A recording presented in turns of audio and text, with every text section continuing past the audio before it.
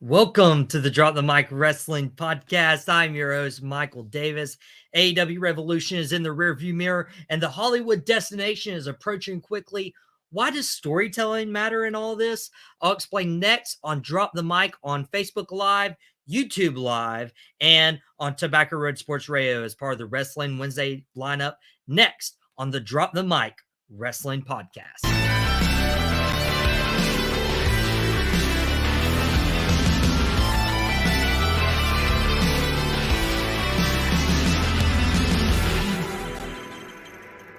What's up, everybody? Welcome to the Drop the Mic Wrestling Podcast. I am your host, Michael Davis, and we have a pretty decent show for you today because what better way to start it than for just off the heels of AEW Revolution, and WrestleMania is just a few weeks away. We got April 1st and 2nd. It's a two-night WrestleMania event, and the question I get all the time, is why are you a pro wrestling fan? And I started talking about this earlier at work, actually, and mentioned a couple scenarios as to why I like pro wrestling. Now, as you are listening and watching on Facebook Live and YouTube Live right now on Tuesday night, a little later for your viewing pleasure, wanted to give you a little time after dinner. Just this is perfect time.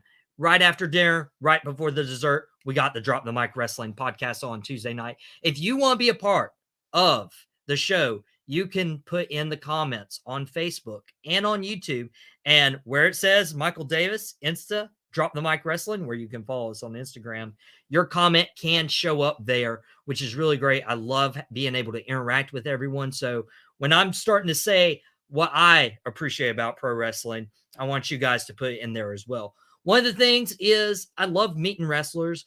I've had a lot of great experiences with my dad ever since I was 6 years old. Got to meet Tully Blanchard, got to meet Dusty Rhodes, got to meet Jeff Jarrett and hold the 10 pounds of gold. There's a picture somewhere in a wrestling scrapbook of me doing that. And that was great.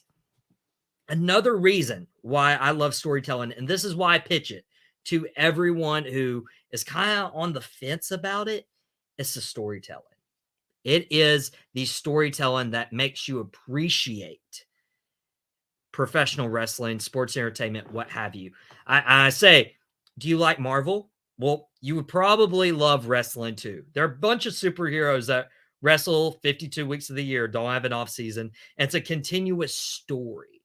I even heard somebody reach out to me and we're talking and they're like, I'm like, I didn't even know you're a wrestling fan. And they were like, yeah, I wasn't into it for a few years, but the Bloodline storyline is what brought me back. And so I wanted to dive into this because if you watched Monday Night Raw last night or, this past Monday, if you're watching as part of the Tobacco Road Sports Radio lineup, you would have seen an incredible story. And this has been one of the best stories in wrestling the last 9 months. This has been one of the best stories in wrestling in the last decade or two. And it's the Bloodline storyline. Jey Uso, just to clarify, okay, Bloodline, Roman Reigns recruits Paul Heyman, recruits Jey Uso. Jey Uso, Roman Reigns had a feud at the beginning of Roman's title run. Jey Uso wanted to be main event Jey Uso. He wanted to be the guy. And then he falls in line to Roman Reigns. His brother, twin brother, Jimmy Uso comes. Jimmy Uso falls in line. Solo Sikoa falls in line. Then we get Sami Zayn, who's not even a part of the lineage of the Anoa'i family. He joins. Well, eventually Sami turns on Roman Reigns at the Royal Rumble, causes this huge fuss. Jey Uso isn't back. Jey Uso stays away for quite some time.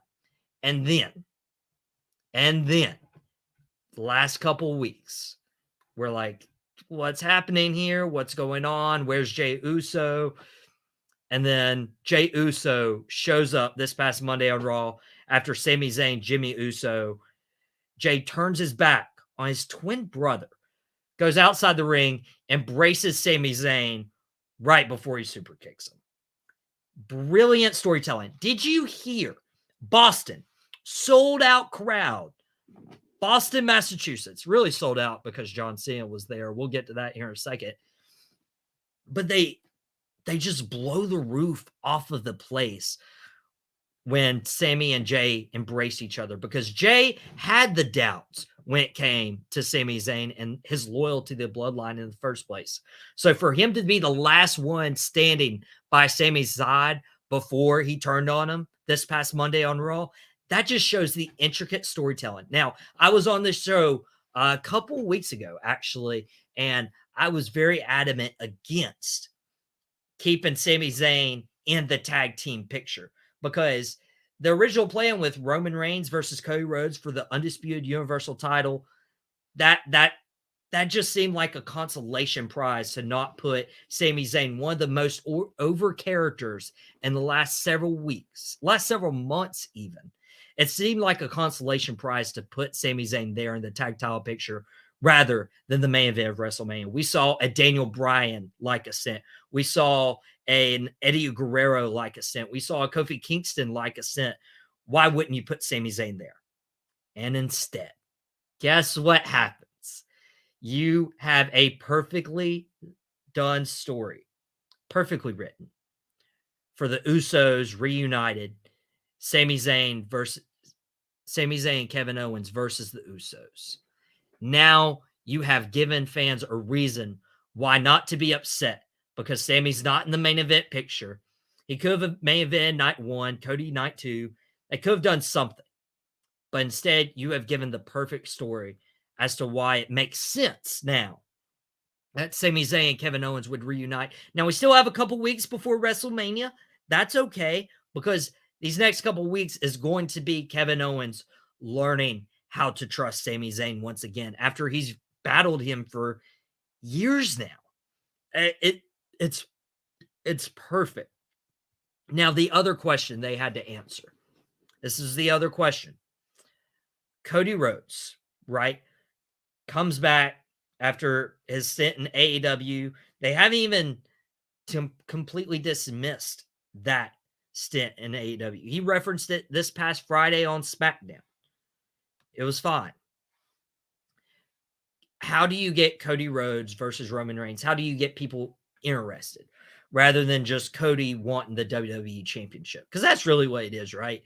I mean, and it's for his dad.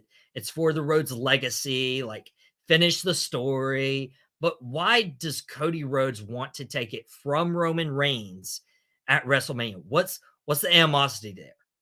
Well, turns out they have a face-to-face meeting on SmackDown this past Friday, and Roman Reigns takes some shots at Cody Rhodes, and it's incredible because if you take away the story aspect, you take away the character aspect, and you look at Roman Reigns' delivery, or his real name, Joe.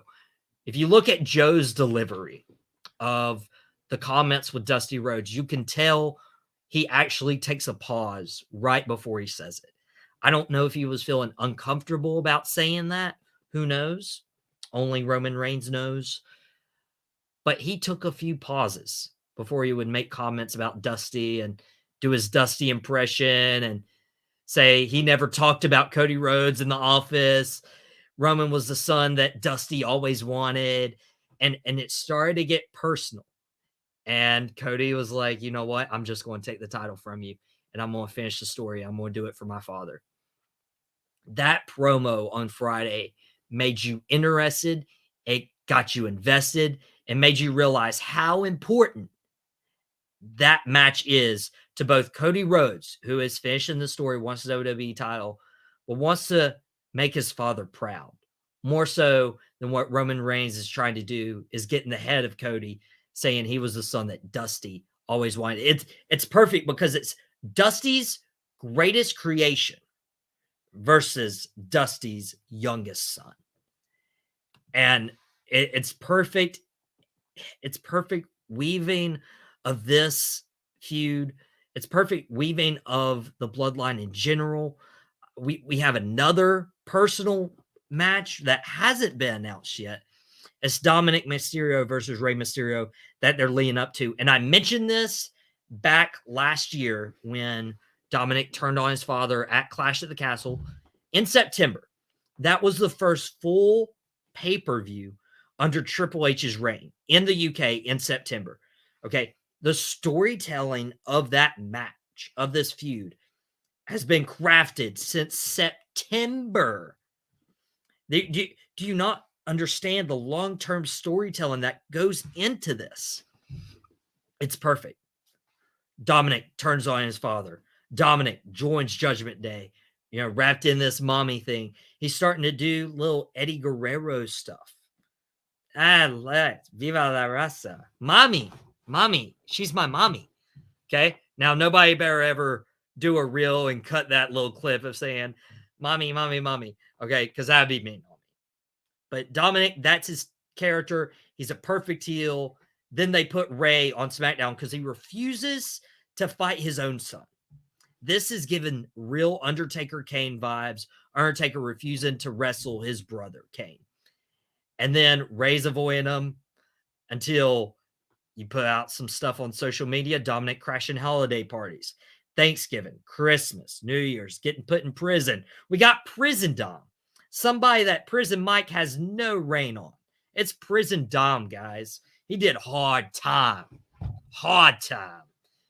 And now you have Rhea actually challenging for the SmackDown Women's title, giving her a reason to actually go to SmackDown with Dominic, where he confronts his father, and he's pushing for that match against his own dad. That's storytelling. And you can see week by week, they are pushing this feud with Rey Mysterio and Dominic, where Rey is finally going to snap. I don't know what that's going to be.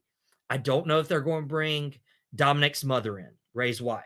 I don't know if it's going to bring in Aaliyah back for a little storyline.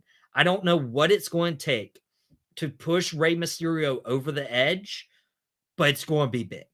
And it's going to happen because we're going to get Rey Mysterio versus Dominic Mysterio for the first time ever at WrestleMania, father versus son. It is perfect storytelling. And that's why this WrestleMania is shaping up to be one of the best WrestleManias that we've had in 8 years. I would say the last good WrestleMania that we had was WrestleMania 31. The card wasn't too big. Seth Rollins cashed in on Roman and Brock at the end of the night. First ever Money in the Bank guy to win and cash in at WrestleMania. It's been teased so many times.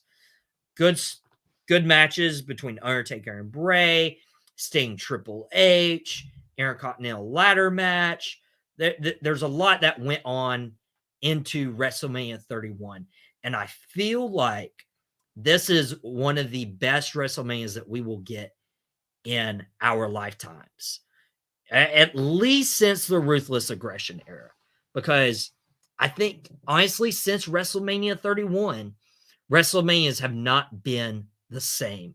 And it's upsetting. Now, you still have to, there's a few matches that make sense, right? John Cena returned this week in Boston and accepted Austin Theory's United States challenge for the championship at WrestleMania. You're going to have to do a little bit of work there. Obviously, Austin Theory idolized John Cena as a kid, so this makes sense. This is the dream match that people are wanting. You're going to have to do a little bit. Who knows how much time John Cena can commit to being on screen every week? What Theory can do in replacement of that? Do we get a John Cena rap? Who knows? You have Lashley and Wyatt, which kudos to them.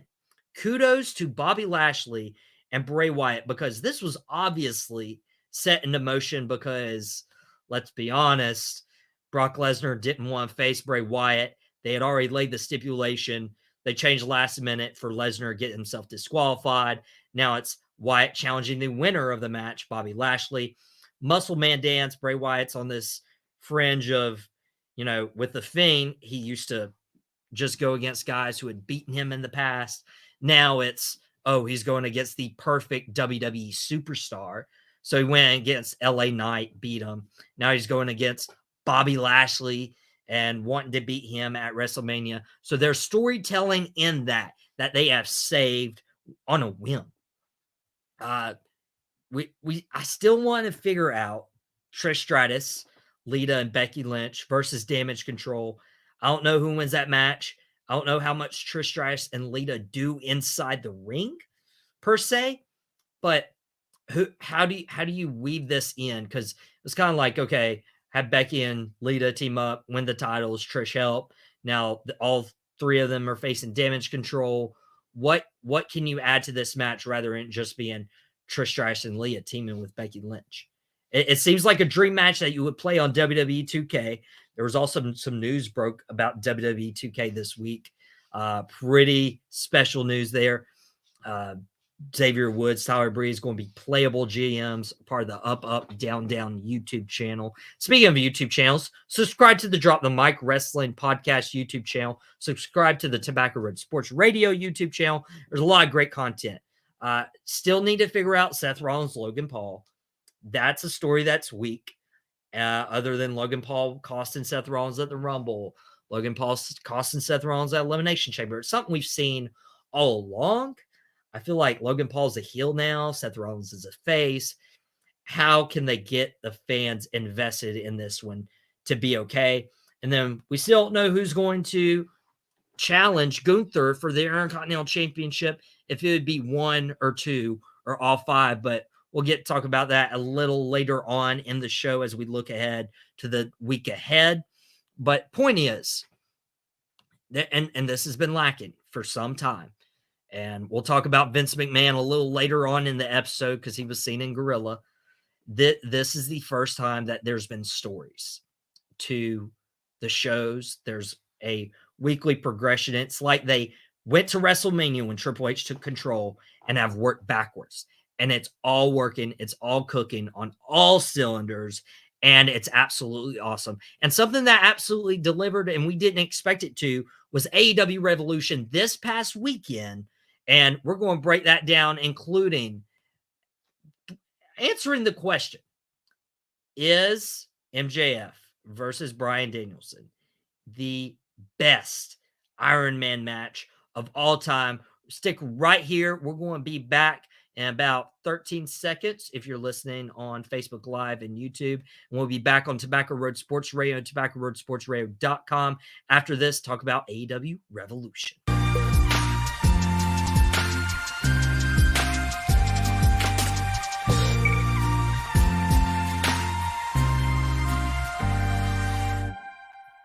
Welcome back to the Drop the Mic Wrestling Podcast. I'm your host, Michael Davis.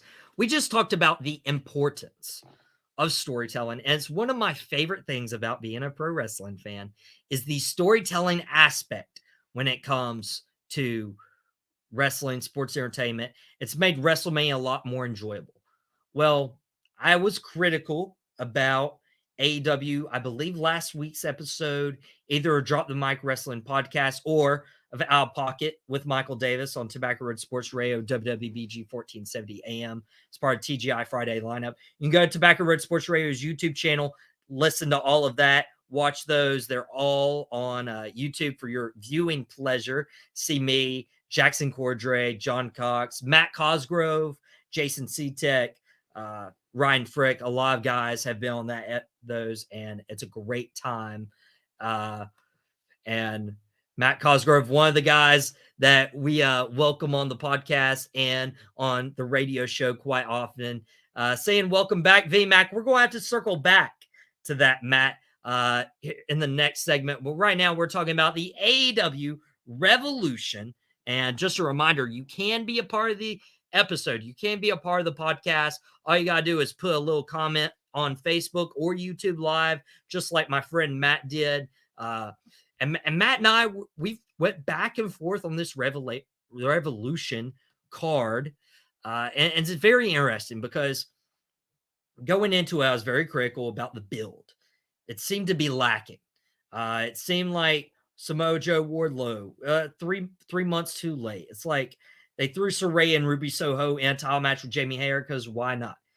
Jade Cargill wasn't on the card to continue her Goldberg-esque streak. Ricky Starks, Chris Jericho, kind of overplayed.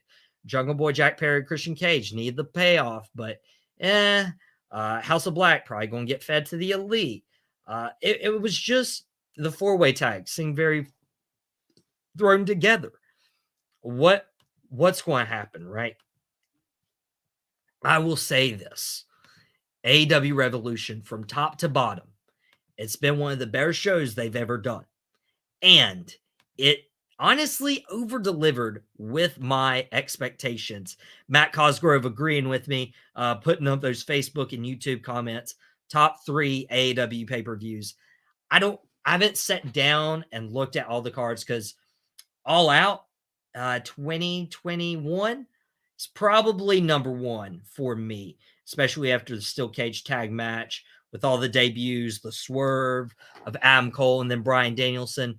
But this is up there, especially when it comes to AEW pay-per-views you didn't expect to do, right? Revolution start off, with Chris Jericho, Ricky Starks. I didn't get too much into that just because of internet difficulties. Jungle Boy, Jack Perry, and Christian Cage was really the one that set off for me, and great creativity when it came to the final burial match, which was a casket match, which was Undertaker and Kane wrestled and buried alive match once. That was the vibe there. Jungle Boy needed an edge. By the way, perfect job by Jungle Boy getting himself in the best shape of his career. He's no longer this skinny, like light pole that you'd be like, yeah, he probably couldn't beat me. Now he's filling out his frame. He just finished off a big feud with Christian Cage. There was no Luchasaurus, so it was just one-on-one. Interesting to see that Luchasaurus didn't show up, which shows me they probably put this feud at its end. And this has been going on for like 9 months. So kudos to them putting this feud to rest. And it was a perfect payoff. We saw an aggressive side of Jungle Boy. That's exactly what we needed. And we probably have seen the last of Christian Cage for a while. The casket literally dropping into the ground was like, whoa, that caught me off guard. But I don't expect to see Christian anywhere near. Matt going on Facebook saying they should have Christian get a singles belt first, out of spite of Jungle Boy. I don't love that, Matt. I'll be honest, I don't love that because Christian doesn't need a title unless it was some like weird, obscure, all Atlantic title or something. But I think we've seen the last of Christian Cage for a while. I don't know when his contract expires, actually. I don't know if he would want to go to WWE and try to do something with Edge before his best friend retires. But, and he's saying, yeah, Bill, make it even better for Jungle Boy. I just, to do that, I think it would be Jungle Boy and Christian Cage then. And I've seen the last of that. Personally, I've seen the last of that. And then this is very interesting because speaking of contracts, not knowing Christian's status, the Elite defend the titles against the House of Black, Malachi Black, Brody King, Buddy Matthews. And there were a few times this needed to happen. And then it actually happened. The Elite beating the Elite losing to House of Black, the World Trios titles. And I told you this was going to happen last week. Kenny Omega contract situation. He may have had 9 months extended. Who knows? There's a lot of rumors swirling around about CM Punk may not be done with the company. I doubt that. It's just a whole mess. But that trios match was, I want to say it was the best on the show. I really do. But it's probably going to end up second or third just because of two other matches that really delivered. But at the end of the day, I'm happy for Malachi Black. I'm happy for Buddy Matthews. Met both of them. Really great stuff from them. And here's, sometimes I don't love recycle when it's pretty evident. NXT a few weeks ago, JC Jane turns on Gigi Dolan in a barber shop, and that's what they were going for. The barber shop turn, Shawn Michaels, Mark Jannetty. Well, here it was, Saraya wrestling Ruby Soho challenging for the AEW Women's World Title against Jamie Hayter, Toni Storm in Saraya's corner, and they kept teasing this like third woman for an NWO like match. And you went through. Mercedes Moné was potentially going to be there, but at the end of the day, Ruby Soho actually attacks Jamie Hayter, Dr. Britt Baker, and is the third woman with Saraya and Toni Storm. I love that they've made Saraya heel with Toni Storm, with Ruby Soho. They all fit the mold of being in WWE.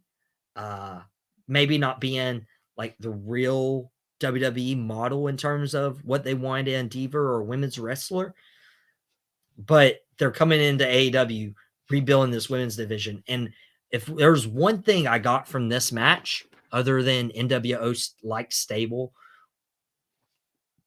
this is the improvement we wanted for so long with this women's division. With this women's division, it's been lacking ever since day one, ever since the likes of Rio, Nyla Rose. It was really hard to get involved or get invested in the women's matches. Now they have fixed that problem. They have fixed the problem. They brought in Saraya. They brought in Toni Storm. Ruby Soho getting some TV time. Jamie Hayter is one of their homegrown stars that has come on really well. They haven't even used Dr. Britt Baker much at all. And she's the face of the women's division, but you don't have to because other people are picking up the slack. Didn't even have Jade Cargill on the show. But other people are picking up the slack, becoming stars on their own, getting the rub from likes of Saraya, Toni Storm, Ruby Soho, and now they're going to be an NWO stable. They need to get a little closer with the spray paint, just a little bit closer. You know what I'm saying? Just a little bit closer to make the L more defined on the backs. But I thought it was brilliant. Could have been better for Mercedes Moné, but we'll probably see her with the Forbidden Door pay-per-view. Now, I mentioned House of Black win the trios titles might not be the best match of the night, might not even be second best, and it's because of this match right here. Matt Cosgrove beat me to it. Mox versus Hangman match of the night. I don't know, and I'm back and forth on both of these because Mox Hangman, brutal, absolutely brutal. Pulled out all the stops. It's exactly what you wanted and more. You saw a very aggressive side of Hangman. Didn't expect Hangman to win this match. I thought we were going to see an aggressive side, but Mox was going to come out the victor. But this was a great redemption story for Hangman, who actually in real life, not story, not kayfabe, not screwing with you here. Hangman was concussed in a match with Mox in a move that should have been routine, and was very disappointing, was very upsetting, very concerning actually for Hangman's health. And he comes back and gets redemption on Mox. But I think this feud could still have legs if you wanted it to. I don't think they need to. I think these two faces can go in their separate ways. But this was brutal. And I mean brutal. I'm very impressed, very excited. This match, obviously, other than the Iron Man match, was the second longest match on the show, and it could have went another 10 minutes, and nobody would have complained whatsoever. So, Texas Death Match, Hangman beating Moxley by submission, actually, which was pretty impressive. And then you fall into the match that followed this potential match of the night, and it's Wardlow Samoa Joe. I was critical of this match going in because I'm like, this is 3 months too late. This should have happened in ROH Final Battle. Well, the result was the same. Wardlow beat Samoa Joe, took the TNT title back. So Samoa Joe only has the TV title in ROH to focus on. I don't think, and I went back, I don't think this was affected by going after Mox Hangman, which was a hard match to follow. This would be like following Omega and Ospreay in Wrestle Kingdom. But Samoa Joe just looked slow. slower than usual, slower than normal. Samoa Joe looked slower. Missed a few spots, missed a few moves. It just didn't seem like there was good chemistry back and forth from Wardlow and Joe, but you knew between the death match and then the 60-man Iron Man match, you weren't going to get much. And let's be honest, it was the weakest match on the show. Wardlow, Samoa Joe, but you got the TNT title off Samoa Joe. That's what you need to do. Moving on to the AEW World Tag Team titles, where the Guns successfully defend, retain, and called this last week if FTR wasn't going to be on. The Guns retain, but then FTR returns. And now everyone's going crazy. Does CM Punk return with FTR? Do they go against the Elite at Double or Nothing trio titles? It would it would make a lot of money. It would be a big ticketed item. We've seen this before with AEW where they blur the lines of kayfabe. I know the host of Tap Outs and Touchdowns, another fellow Wrestling Wednesday lineup host, Ryan Frick. We've had him on the show a few times. We've had him on Out Pocket a few times. We had him actually on this past week's episode for not only the wrestling segment, but the football segment, talking a little bit about the XFL. It's fine. He doesn't want to hear this. But I just don't see CM Punk coming back, even though there may be a little kayfabe that they begin to blur the lines with. Just like they did MJF contract situation, took something real and worked it out to where it'd be a really good story. Only things will unfold. But I genuinely think FTR is going after these tag titles, and they're going to win the tag titles. There's still questions whether they have signed long-term deals or not. PW Insider, okay.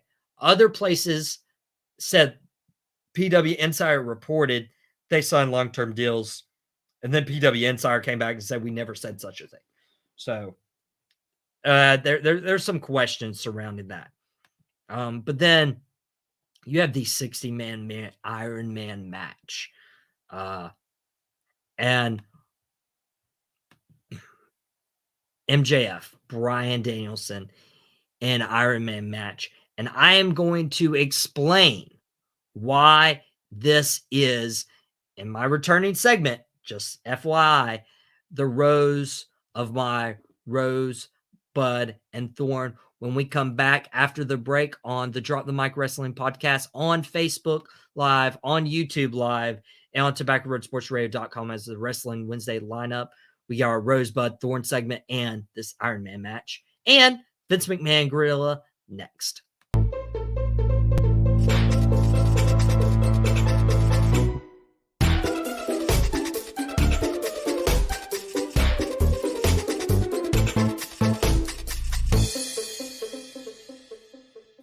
Welcome back to the Drop the Mic Wrestling Podcast. I'm your host, Michael Davis, and I led into this segment just with my Rosebud and Thorn, and my rose, and how could you not? MJF, Bryan Danielson, 60-man Iron Man match that goes into overtime, and MJF wins sudden death. MJF taps Bryan Danielson out to his own move. After 65 minutes, 20 seconds, both of them look miserable. They look hurt. It's horrible, right? It was exactly what you needed. And Iron Man matches are usually boring to some people's preferences. Iron Man matches are usually boring.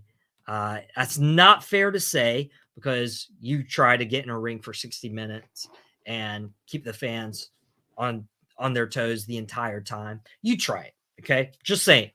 So I respect any wrestler who wants to go in the ring for 60 minutes, and especially in the main event, especially after the show you've already had, especially following FTR's return, following Hangman and Mox in the Texas Death Match. I want you to go in the ring for 60 minutes and follow that.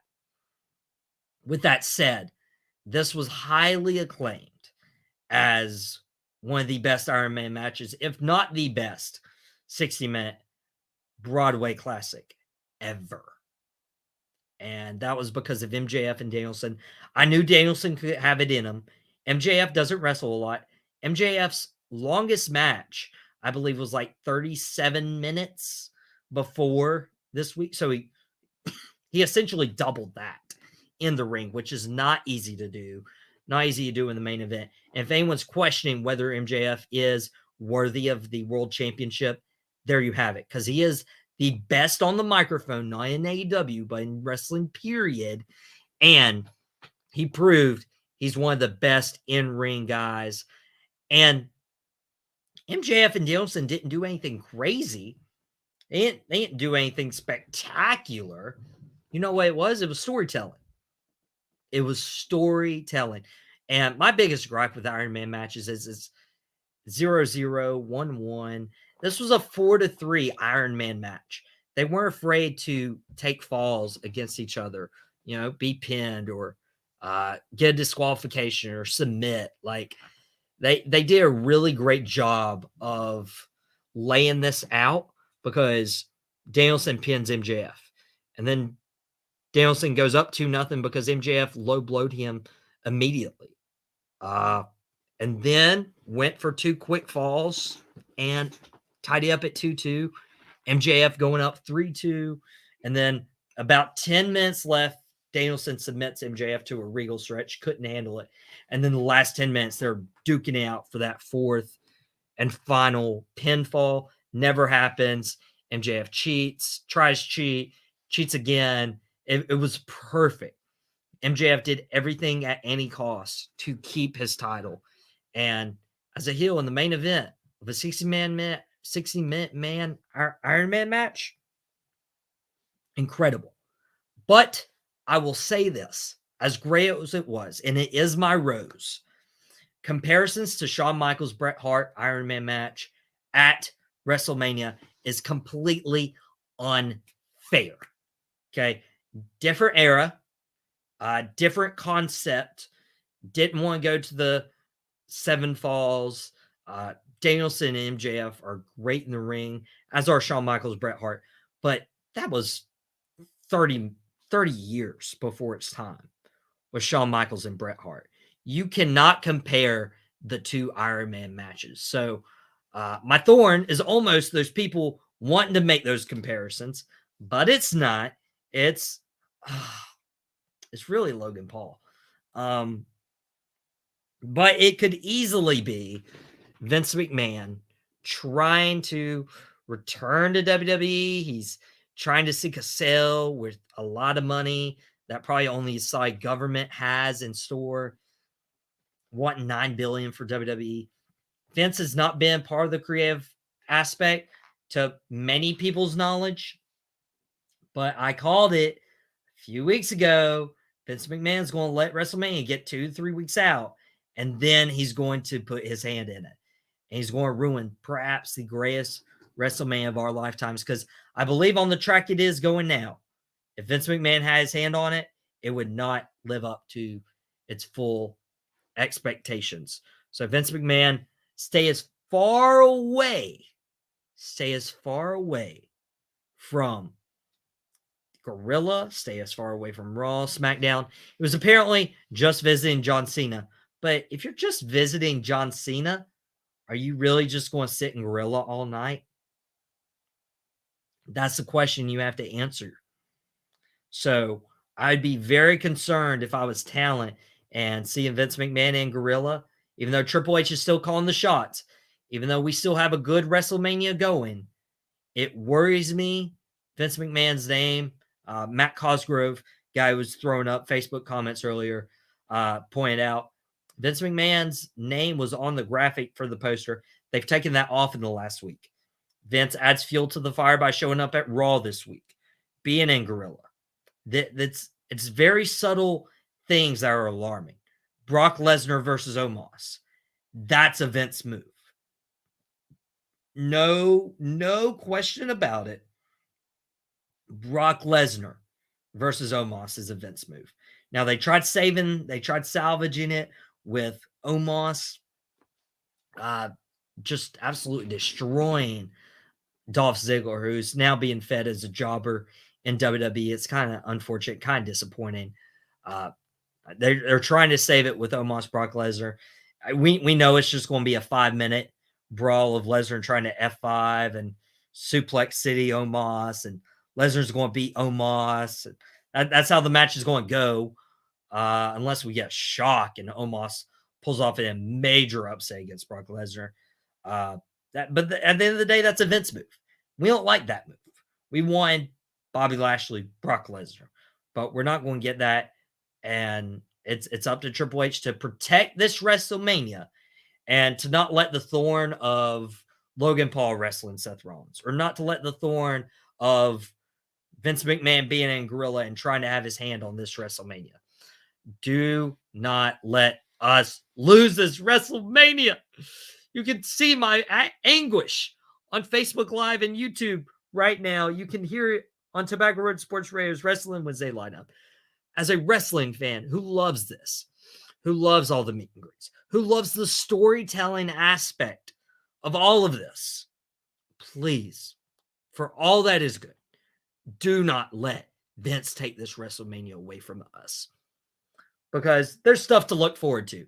There's the bud, okay? And one of the WrestleMania pieces is going to be filled this week on SmackDown. This is my bud. Who's challenging Gunther? Who's Gunther face? We got a 5-way match between Drew McIntyre, Sheamus, Karrion Kross, Kofi Kingston might be, who knows? He apparently injured his leg. He might get replaced, or they might just knock this down to a 4-way match. You got LA Knight. Xavier Woods, by the way, would be a good person to sub in for Kofi Kingston as part of the New Day. Can't wait for New Day to get healthy again. Big E, hopefully he can return at full strength after the neck injury he suffered a year ago at the hands of Ridge Holland. Who's going to face Gunther? And you could get Gunther versus Drew McIntyre.